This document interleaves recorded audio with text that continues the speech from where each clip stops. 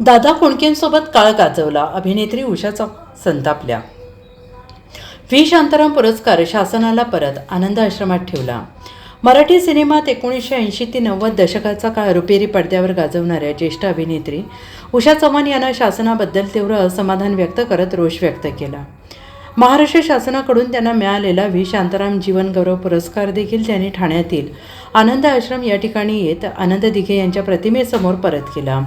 पुण्यातील जमिनीचा TDR शासनाकडून मिळत नसल्याने या प्रकरणी संबंधित आयुक्त राम यांच्याकडूनच न्याय मिळत नसल्याने त्यांनी ही भूमिका घेतली आहे. पुण्यातील TDR प्रकरणी न्यायालयाचा निकाल त्यांच्या बाजूने लागला असताना देखील न्याय मिळत नसल्याने त्यांनी शासनाचा हा पुरस्कार परत केला आहे.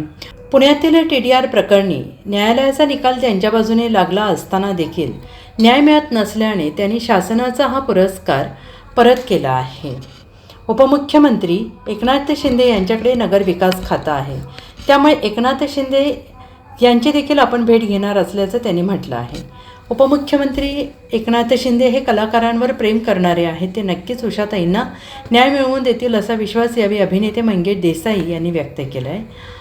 मंगेश देसाई यांनी उषा चव्हाण यांची अडचण आणि प्रकरण ऐकून घेतलं असून या प्रकरणी या संबंधित आयुक्तांशी बोलणं सुरू केलेलं आहे. तसेच एकनाथ शिंदे यांच्याशी देखील आपण बोलणार असल्याचं त्यांनी म्हटलेलं आहे. दरम्यान उषा चव्हाण या ज्येष्ठ अभिनेत्री असून त्यांनी अनेक मराठी सिनेमे दिले आहेत. शासनाने नुकताच त्यांना व्ही शांताराम पुरस्कार देऊन त्यांचा गौरव केला होता. उपमुख्यमंत्री शिंदे साहेब वगैरे यांच्या हस्ते हा मिळालेला आणि खूप आनंदाने मी घेतला. खूप प्रकार घर हे घेतला अगदी मला खूप आनंद झाला की आपल्या लोकांच्या हस्ते मिळालेला. पण त्यावेळेस मी इथं नव्हते, मी परदेशी राहत होते. हा मिळाल्यानंतर आता हे जे प्रकार चाललेले तर मला असं वाटलं की जो आनंद आहे माझा तो हिरावून घेतलाय.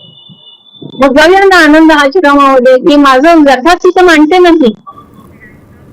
Bureau report SVN Marathi.